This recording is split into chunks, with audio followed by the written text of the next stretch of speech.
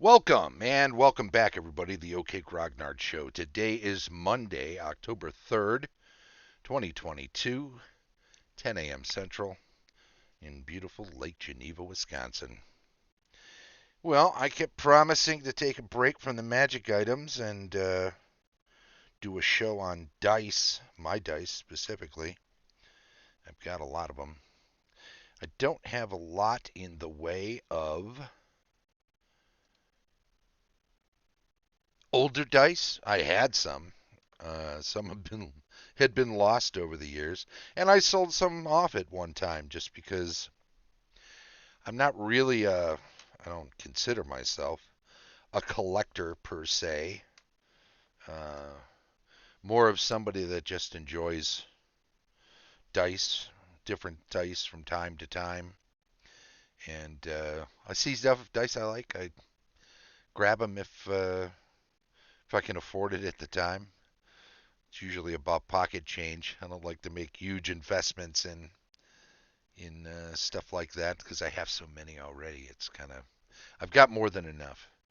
Um, yeah, I've got the DMG up here, but you know what? This show is about dice. So let's pop over to the other screen. Uh, I carry my dice around in a couple different dice bags, and then I have some loose ones that I also have, but don't do much with. They usually sit on my desk at home so that I can use them when I'm writing stuff. Sarah's here. Sarah's very happy. You've seen most of my dice, Sarah. I would imagine at one point or another while gaming. But who knows? I don't know. We'll see. You'll let me know which ones are unusual to you. And let's use the full screen on this because it's easier to see the pictures I took. There we go. So I've got two dice bags. One is from my buddy Ken Wason. Ken uh, gave me this at this EN World bag made by Paladin and Paladin Wife. The two of them, a couple, used to make dice bags back in the early 2000s. And when they did that, I wonder if I could do. Will it screw it up if I do this? Let's see. There it is. I'm in the corner. It does kind of screw it up, doesn't it? Just a little bit. What if we do make me tiny? How's that? Put me in the upper right corner. Anyway, the bag was from Paladin and Paladin Wife. They made it, and Kent Wason bought it from them and gave it to me, which was nice of them. And it certainly has lasted for a long time. I've used it as my GM's bag. I've got one bag for GMing and one bag, the old Black Crown Royal bag, for for when I'm a player that I keep handy. Sometimes I carry them both in case I need extra dice. But the you might ask, well, what about the purple Crown Royal bag or the green one? Well, I've got a green one that I use for various other things, and I had a purple one, but sometimes I would grab the wrong bag because the roll bag is purple, even though they have different uh, closing up mechanisms. You just see something and it's purple and it's right and you grab it. So I switched to a black Crown Royal bag, and I think that has helped me make fewer mistakes over the years. The bags themselves carry a number dice. I really only need a regular set of dice on the right for playing, but I carry three because the only jumbo dice color I don't have, and I like the jumbo dice because if I don't want to have to put my glasses on and off 1,000 times, my cheaters, it helps to be able to see the numbers and to see them from a distance. I like that when I roll a die in front of the players, even somebody at the far end of the table can make out what it is. So I don't have the yellow ones, but I've got the other six colors that Koplau makes, and I keep the blue, purple, and green in my player's bag, and the red, white, and black in my DM's bag. Part of the reason for that is because I have extra white and extra red four-siders that I picked up from time to time, or wound up with, right? Picked them up, bought them individually when I saw them available at a con or something. It's nice having extra four-siders when you're DMing for various reasons, especially throwing lots of magic missiles at unsuspecting archery fighters. Just kidding, Sarah. I got a green D30 in my DM's bag, and larger, slightly larger, as if the jumbo dice weren't big enough, D20 with red numbers on it, so I can throw 4 D20s at once if I need to. I also have some specialty dice kind of at the bottom there. You can see them. The months of the year on a 12-sided on the left, bottom left corner. The um, parts of the body, left leg, right foot, stomach, left arm, so on and so forth. And that's a fun one to mess with. Kidding, right? Looks rules on the cover. Sarah's got a game this week with me in 1E, and I shouldn't joke about players dying or characters dying because when they do, I don't want them to think it's premeditated or no, it's premeditated. Anyway, there's a 24-sider, the yellow one at the bottom, and a 16-sider. Couple unusual ones that I grabbed when I got the chance because they're handy, they're useful. The 24-sider for getting an hour in a day. Sometimes you want something random happening. And 16 because I like even numbers. And 4, 6, 8, 10, 12. Oh, I never had a 14-sider, have I? I know they make them.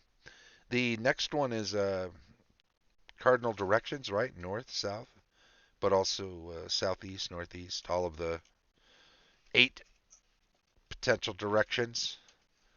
And then I've got a couple of Nexus dice there, which are kind of neat. 14, 2014, 2015.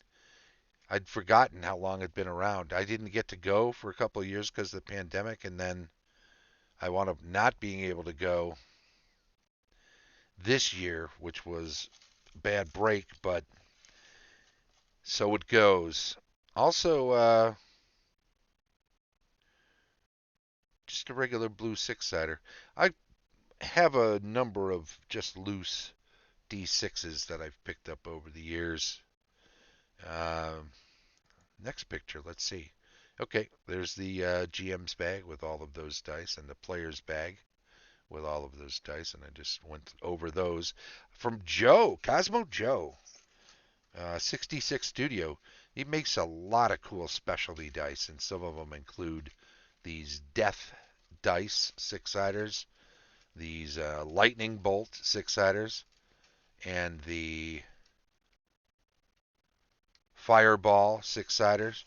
Sarah's in the chat. She asked how often you use the directional die, and not a ton, and you could just use a regular 8-sider and just designate it. But it's fun for determining direction of.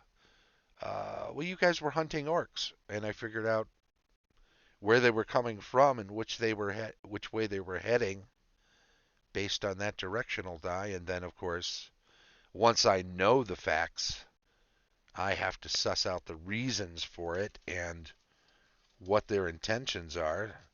Sometimes I use other dice for that. Almost everything in my sandbox campaign is randomized in one way or another. Of course, some of it names and place names and that sort of thing. You've got to come up with some things, uh, using your writer's mind, as it were. But a lot of the actions that take place in game on The DM side of the screen are random. A lot of the attitudes, I would say most are random. A lot of the attitudes, how people react to things, are mostly random.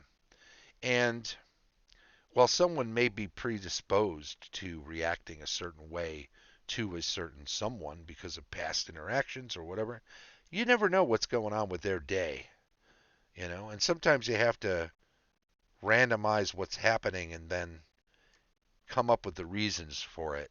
And this is one of those things too where uh, I often am disheartened by a lack of creativity in some players when they will say, "Well, my character wouldn't do that," when it's something that becomes problematic for the rest of the group. That's kind of annoying. Um, a whole group will decide on something. A whole group of players will decide their characters are going to do this or that, and then someone will chime in. Well, my character wouldn't do that. No, this is not true. Your character will do whatever you want it to do. Your challenge is to figure out why your character would do that. Now, maybe your character will begrudgingly do something, or maybe your character will do something with the full intention of uh, going back on their word or changing their mind later when it's more convenient, or they're going along just to talk the rest of the group into doing something different the next time. They're getting an Ozies, getting a little benefit, a little you know planting the seed. Next time I'll want to do this, and I'll do this what you want now, but later on, next time I get to decide, or we have to do something I want to do. Anyway, these are really cool. These Cosmo Joe dice, 66 Studio, pick those up. There's also, and four of these dice on the right, these randomizers, are Cosmo Joe dice, and four of them I picked up off of Amazon from some other dealer. I only picked them up from there because they were ones that Joe didn't have, Andy didn't have, or I would have gotten them from him too. But upper right center is this red one, and this is kind of a random dungeon making die, right? You could have a secret door, you could have a trap, you could have a straight up room, a larger room, and a smaller room. And there's other sides to this die. You can look that up if you want on 66 Studio and find out all the details. Look at the green terrain die after that. You've got forests and mountains and hills and all of that. The magic item die is pretty cool with a ring and a crystal ball. It's got weapons on some of the other sides. And this one's pretty neat too, this 12-sider with different items, a potion, a ring, a scroll. The blue die includes some other things for randomizing, like a pit, right? Trapdoor around thing on the ceiling and on the floor, C and F, right? Whether it's a trapdoor or a maybe a pit. I think these are trapdoors because you can have a trapdoor or a pit on the ceiling, right? W. I'm not even sure what that one's for. A well. Yeah, I think it's a well, as I recall now. The red one toward the bottom are different trap effects that can happen. You'll notice the bottom one is upside down, but it's a pit. Those randomizers are often awesome, says Sarah. You should put a link in the description on YouTube so I can follow it later. Oh, just go to 66 Studio. You'll find all of those things on Andy's website. Um, these are different trap effects, a cloud of poison, and all sorts of other things like that. The 12-sider, the yellow one, is pretty neat. It's a attitude dice or a reaction die. And then you've got the weather one, the light blue one, to the far right. These white D6s here, upper left, are from Q Workshop. I think they were considered dwarven dice.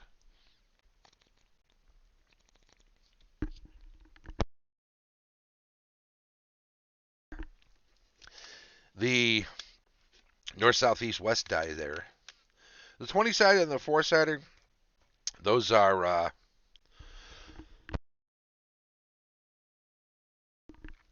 just random ones that I picked up at different times. I saw them, I liked them, I bought them. The two 10 siders are actually percentile dice that were given to me by a buddy, and I think I've got another picture of those later, so we'll talk about them. Here they are. They are a gift from Alex. His father, Gary, used to use them at their table, and he passed them along to me. I was running a campaign with him in it for a year and a half. It was pre-COVID, pre-baby, pre-Henry. So he's a little busier now. A couple of jobs and a youngster kind of makes it tough to get much gaming in. I think he still gets in a little. I see him pops in the store, gets a little magic in from time to time. Um, but I think a lot of that winds up happening at home because once you have a child, you can't stray too far, right? But I love having these dice and rolling percentage dice, as Gary would in situations when it is necessary. These wooden dice, these D6s, came from a Facebook group, the Board Game Group. They splintered off from the Board Game Geek community on Facebook 15 years ago, maybe not that long, maybe 12. And when they did, they had a couple promotions that they wanted to put together, and one of them was making wooden dice. It's on the one side, the logo, which some people like, some people don't like. To my mind, the slight weight difference between a 1 and a 6 is mitigated a bit by having whatever logo there is on the opposite side of the 6. So maybe that's a good thing. I mean, it's nano differences, right? Micro differences. But any die that has carved out pips is losing some more weight on a side with a 6 than any other side, which would tend to make it lighter, which would tend to have it roll and be the upside, theoretically. May not make any difference, right? There could be other factors, friction on the table, so on and so forth. Where are we at here? Ah, this is pretty cool. Brad, my buddy Brad, gave me this. What he did was he went online and he got some old watches and he took out the guts. He kept the crystal, such as it is, and he actually crafted these tiny little dice to put inside. And you can shake them up. They're a little difficult to see sometimes. You got to catch them just in the right light with my eyeballs. But they work. And you carry around your fake watch and you'll always have real dice with you, which is kind of neat. So you gotta wear that when you're dressing up in your finery, in your wedding and funeral suit, as they say. I've got some other dice. I think this is the last picture. Nope. Oh, that's right.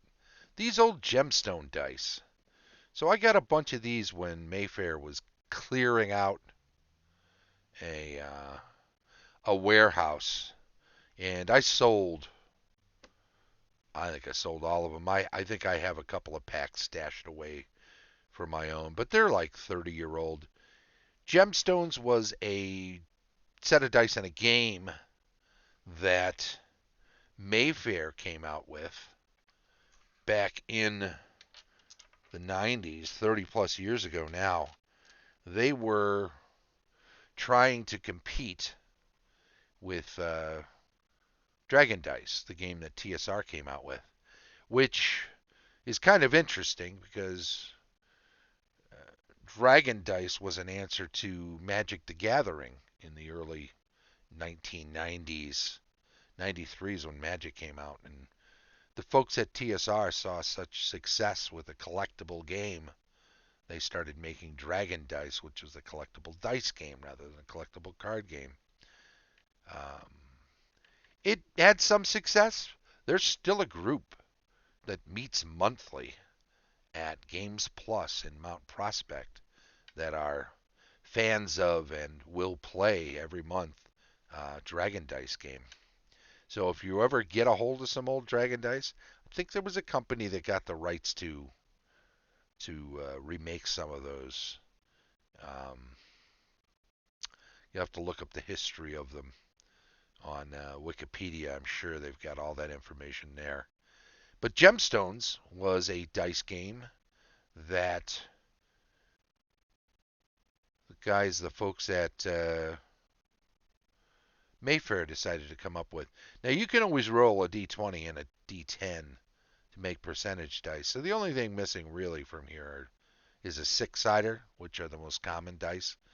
But for the sake of making dice sets, that's what you got there, right? And that's cool. It's a good time. Where am I? Still up in the corner over there. I think that was the last picture. No, that's not true. I've got one more. Where am I at here? There we go. This is just a whole mess of dice, right? I mean, there's a couple of Gen Con dice, kind of upper right. I think those ones were early Warhammer range dice in the upper left. Or fudge dice, I think the pluses and minuses ones were. That's a range die next to them. Poker dice up the top. Casino dice upper right. Just below the poker dice are a couple Lord of the Rings GW game dice. And like I said, next to that to the left is a Gen Con 05 die and a Gen Con 2010 die. Right of the Lord of the Rings die is an interesting die. A guy I know crafted that. I don't think he ever got into doing more than just some for personal use, and he gave me one. I DM'd him in a thing. It was a little bonus. That one and the purple one next door are types of barrel dice. Six-sider and a four-sider there. The D4s, the blue D4s, I'm not sure where I got those with that little bullseye where the one should be, but they're pretty neat. And notice the differences too. I don't know how you'll prefer your D4s, but notice those small yellow and white ones have the number at the top. But if you go to the right, you'll see a green one or a black one and a pearlescent one have the numbers at the bottom. What's your preference? Anybody in the chat wants to chime in with theirs? The blue D20, not sure. I just liked the color, grabbed it. That other D4, that was a special one from a game. It's really tough to read, but it looked kind of nifty. Then a bunch of 10-siders in the center and a bunch, like I said, of D6s, all sorts of ones. I would sometimes collect them from old games that were being chucked. Any game that had D6s. And it's always good to have a bunch of D6s so you can roll. If you're wargaming, that's definitely something you need bunches of. So there you go. I think that's the last picture there, isn't it? Oh, that's not true. I have one more. Let's pop that back open. I took a bunch of my Lake Geneva Games dice, right? And that's one has the number on the 6, or has the logo on the 6. But I took those and the D6s I had, the wooden ones with the skulls in them, down to the stone to get them all blessed. Part of a giveaway early in the OK Grognard show annals back in the day. Used to give away a lot of dice. So that's it for that picture anyway. And we'll get rid of that. Leave it at that. And then we'll pop back over here. Where are we at? Oop, we don't want that. We don't want to move that, do we? We want to move that. Nope, not that. It's always fun moving a bunch of stuff around. I wonder if I could just find a way to... There it is. There we go. Get myself out from behind everything. We got to get in front of the pancake there. Make myself a little bigger, huh? All right. Well, that's about it on the dice. I do have a few extras here that I wanted to talk about, but I wanted to make myself a little bigger. I've got a bunch of different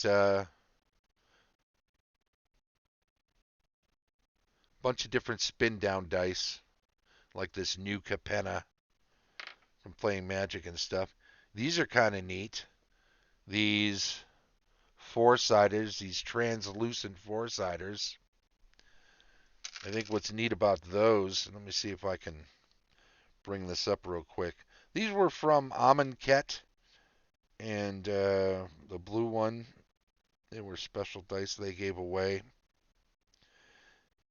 And Hour of Devastation, and I don't know how good this will show up on camera, but you can put them on a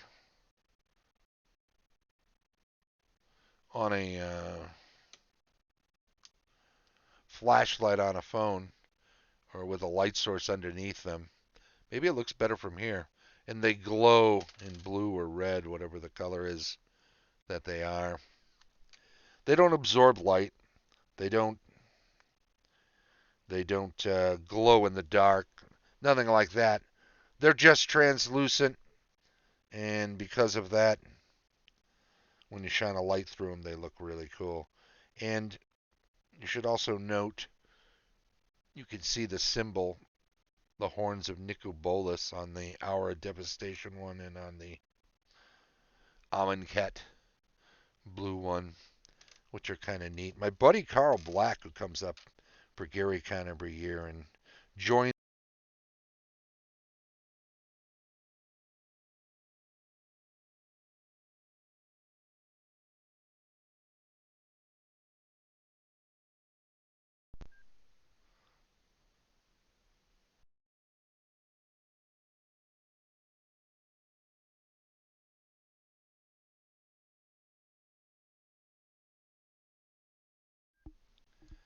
There we go. All right. Uh-oh. Here we go. Damn it, Carl Dice. These are from my buddy Carl Black, who brought these up from when he came up to GaryCon and handed them out to pals. He gave me 4 of them. Those are on the 1 rather than on the 6. And the idea is if you roll on the character 4d6, drop the lowest, the damn it Carl comes up in annoying 1 and you get rid of it. Just black d6 and a green d6. I like the muted tones on this green. I'm not sure where I've got it. It's not a forest green. It's closer to an olive drab. And I like black D6s that have either gold or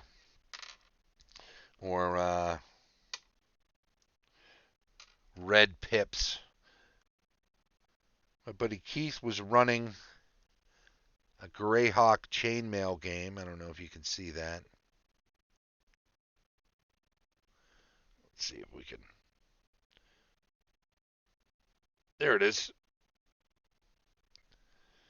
A Greyhawk chainmail game at the last GaryCon, and he gave those away. And then I've got a Chessex die that actually has their phone numbers on it and stuff. it just gives you an example. Man, my hand's not holding things steady today, is it? See if I can do better with the right hand. But you can see you can make really small print. I mean, they've got 2 phone numbers on here and the website as well as their logo, which is impressive. I think that's about it. I think I showed you one of these. Should have taken a picture of these ones, huh? It's just these are extra ones I had that. These dice are pretty cool.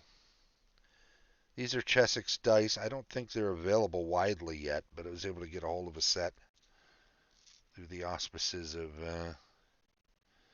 my excellent boss, Jason, at the game store. See if you can see these. I'll try to hold them up. If the D20, around the D20, around the numbers are skulls. There's a 16. Is that the 20? Easier to see in the light, right? And they're hollow inside. So unlike other metal dice, they are a little heavy, but they're not anywhere near as heavy as solid metal dice. So these are really pretty nifty. These are absolutely nifty. I think that's about it. There's a blank D4. Not sure what that's going to be good for, but we will see. We will see. I think that's about it. Oh, look, we're out of time anyway. So I guess that's all that's left is for me to say thanks to everybody. And I appreciate anybody checking out the show. This has been my dice collection on the OK Grognard Show, beautiful Lake Geneva, Wisconsin. I want to thank our Patreon supporters, of course. The show streams live on Twitch each Monday at 10 a.m. Central and is then archived on YouTube. Be sure to subscribe and follow and all of that stuff. Click the thumbs up when you get a chance to watch something, and feel free to comment either way.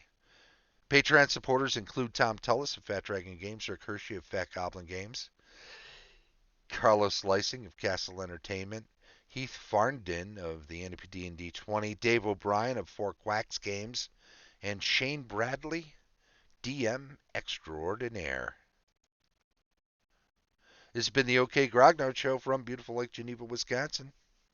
I want to thank you all again, and bye-bye.